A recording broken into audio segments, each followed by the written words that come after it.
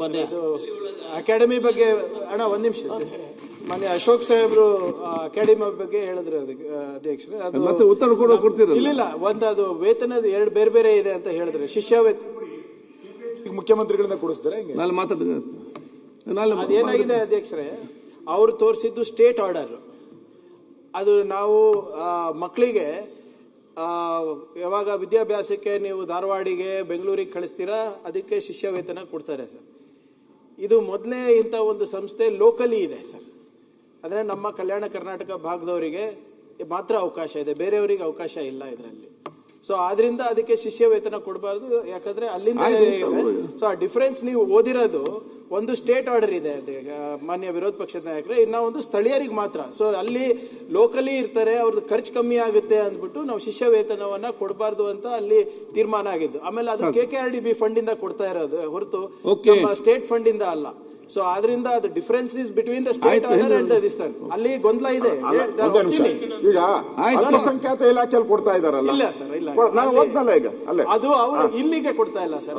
ಅದನ್ನು state order ಅಂತ ಓದಿದ್ದು. But what ever it is, ಸ್ವಲ್ಪ ಮಕ್ಕಳಲ್ಲಿ ಗೊಂದಲ ಇದೆ, ನಿವಾರಣೆ ಮಾಡೋದು. ಕಲಬುರಗಿಯಲ್ಲಿ ಏನೋ ಕಲಬುರಗಿ ಸಿಟಿಯಿಂದ ಪಕ್ಕದಾಗೇನೋ ಬಂದ್ರೆ ಪರವಾಗಿಲ್ಲ, ಇಡೀ ಜಿಲ್ಲೆಯಿಂದ ಬರ್ತಾರಲ್ಲ.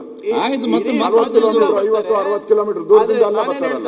ಮಕ್ಕಳಲ್ಲಿ ಗೊಂದಲ ಇದೆ, we will sort it out.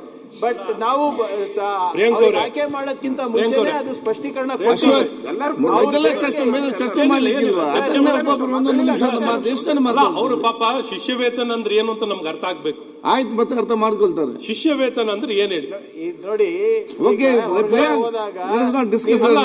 Balakrishna ಮಾತಾಡಿ. ಶಿಷ್ಯ ವೇತನ ಅಂದ್ರೆ ಏನು ಅಂತ ಕೇಳಿ ಬಾಲಕೃಷ್ಣ ಅವರೇ.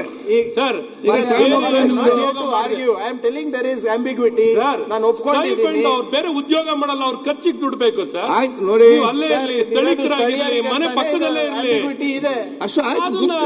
ಹೇಳಿ ಉತ್ತರದಲ್ಲಿ ಹೇಳ್ತಾರೆ. ಅಲ್ಲಲ್ಲ ನೋಡಿ ಸರ್, ಈಗ ನಾವು ಸಕಾರಾತ್ಮಕವಾಗಿ ಇದನ್ನ ನಾನೇನವ್ರನ್ನ ತೆಗಳಬೇಕಂತ ಅಲ್ಲ. ಇಲ್ಲ, ತಮ್ಮ ಒಂದು ಸರ್ಕಾರ ಆಜ್ಞೆಯನ್ನು ಮಾಡಿದ್ಮೇಲೆ KKRDB ಸರ್ಕಾರಕ್ಕಿಂತ ದೊಡ್ಡವರ? ಆಂಬಿಗ್ವಿಟಿ ಇದೆ. ಅಲ್ಲ, KKRDB ಸರ್ಕಾರಕ್ಕಿಂತ ದೊಡ್ಡವರ? We can form our rule. You can't. Once government has made an understand the problem. ಒಂದ್ ಸೆಕೆಂಡ್, ನೀವು ಅರ್ಥ ಮಾಡಿಕೊಳ್ಳೋರು ಏನೇನಿದೆ ಅಂತ ಹೇಳಿ. ಆರ್ಡರ್ ತಂದಾದ್ಮೇಲೆ ಅಶ್ವಥ್ ಅವರೇ, either you should get the government order withdrawn. Ashwath ಅವ್ರು ಹೇಳ್ದು ಕೇಳಿ. 2 ಆರ್ಡರ್ ಇದೆ. ಒಂದು ಸ್ಟೇಟ್ ಆರ್ಡರ್ ಇದೆ, ಅದು ಎಲ್ಲ ಜಿಲ್ಲೆಗೆ ಸೀಮಿತ ಆಗಿದೆ. ಗುಲ್ಬರ್ಗ ಕೂಡ ಸೀಮಿತವಾಗಿರ್ತದೆ. ಅದೊಂದು ಕಂಪ್ಲೀಟ್ ಆಗಿ ಒಂದು ನಡೀತಾ ಇದೆ. ಇನ್ನೊಂದು ಅಡಿಷನಲ್ ಆಗಿ ಸಾಲ್ಯ ಮಾಡಿದೆ. ಡಿಸ್ಟ್ರಿಕ್ಟ್ ಆರ್ಡರ್ ಬಂದಾಗ ಸ್ಟೇಟ್ ಆರ್ಡರ್ ಕ್ಯಾನ್ಸಲ್ ಆಗಲಿಲ್ಲ. ಸ್ಟೇಟ್ ಆರ್ಡರ್ನ ಫೆಸಿಲಿಟಿ ಸಿಕ್ಕುವುದು ಈ ರಾಜ್ಯದ ಎಲ್ಲ ಜಿಲ್ಲೆಗೆ ಆಟೋಮೆಟಿಕ್ ಸಿಗ್ತಾ ಇದೆ. ಎಡಿಷನಲ್ ಆಗಿ ಗುಲ್ಬರ್ಗದಲ್ಲಿ ಹಿಂದೆ ಪ್ಲಾನ್ ಮಾಡ್ತಾ ಇದ್ದ, others additional. Sir, but government order either they should tell it is not applicable to doctor applicable ಅಂತ ಹೇಳಬೇಕು. ಶಿಷ್ಯ ವೇತನ ಅಂದ್ರೆ ಏನು ತಿರಸ್ಕಾರ ನೋಡಿ. ನಾನು ತಿರಸ್ಕಾರ ಆದ್ರೆ ಅಶ್ವಥ್ ನಾರಾಯಣ್ ಸಾಹೇಬ್ರಿಗೆ ಇಷ್ಟು ಕಾಳಜಿ ಇದ್ದಿದ್ರೆ ಅಧ್ಯಕ್ಷರೇ, ಇದು ಆಗಿರೋದು ಸಮ್ಮಿಶ್ರ ಸರ್ಕಾರದಲ್ಲಿ. ನಾನು ಸೋಷಿಯಲ್ ವೆಲ್ಫೇರ್ ಮಿನಿಸ್ಟರ್ ಇದ್ದಾಗ ನಾನು ಅಡಿಗಾಲ್ ಮಾಡಿದ್ದೆ. 4.5 ವರ್ಷ ಅವ್ರ ಅಧಿಕಾರದಲ್ಲಿ ಇದ್ದಾಗ ಆ ಕಡೆ ತಿರುಗು ಮಾಡಿಲ್ಲ. ಈಗ ನಮ್ಮ ಸರ್ಕಾರ ಮಾಡ್ಬಿಟ್ಟು ಫಂಕ್ಷನ್ ಮಾಡಿದ್ದೀವಿ. ಅದು ಪ್ರಬುದ್ಧ ಅಕಾಡೆಮಿ ಅಂತ ನೀವು ಗೊತ್ತೇ ಇಲ್ಲ ಸರ್ ನಿಮ್ಗೆ.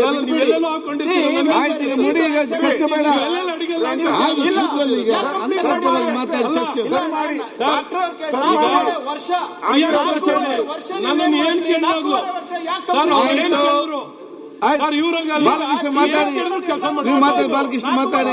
ಸರ್ಕಾರ ಇದ್ದಾಗ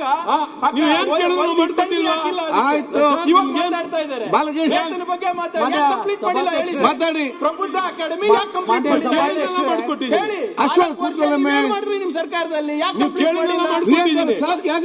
ಪರ್ಸನಲ್ ಚರ್ಚೆ ಮಾಡ್ತೀರಿ? ಅಲ್ಲಿ ಕೂತ್ಕೊಂಡು ಚರ್ಚೆ ಮಾಡಿ. ಬಹಳ ದೊಡ್ಡ ಕಾರ್ಯ ಮಾಡಿದ್ದಾರೆ. ಬಾಲಕೃಷ್ಣ ಬಾಲಕೃಷ್ಣ ಅವರು ಬೇಗ ಮಾತಾಡಿ, ಬೇರೆ ಕೂಡ ಮಾತಾಡ್ಲಿಕ್ಕಿದೆ. ಮುಖ್ಯಮಂತ್ರಿ ಕ್ಯಾಬಿನೆಟ್ ಇದೆ. ನಿರ್ಭೀತ, ನಿಷ್ಪಕ್ಷಪಾತ, ವಿಶ್ವಾಸಾರ್ಹ ಸುದ್ದಿಗಳಿಗೆ ಮತ್ತೊಂದು ಹೆಸರಾಗಿರುವಂತ ನ್ಯೂಸ್ 18 ಕನ್ನಡ ಈಗ ಆಪ್ನಲ್ಲೂ ಲಭ್ಯವಿದೆ. ದಯವಿಟ್ಟು ಇಲ್ಲಿರುವಂತ QR ಕೋಡ್ ಸ್ಕ್ಯಾನ್ ಮಾಡಿಕೊಂಡು ಆಪ್ ಡೌನ್ಲೋಡ್ ಮಾಡೋದಕ್ಕೆ ಮರಿಬೇಡಿ. ನಿಮ್ಮ ಬೆಂಬಲ ಹೀಗೆ ಸದಾ ನಮ್ಮೊಂದಿಗಿರಲಿ. ಧನ್ಯವಾದ.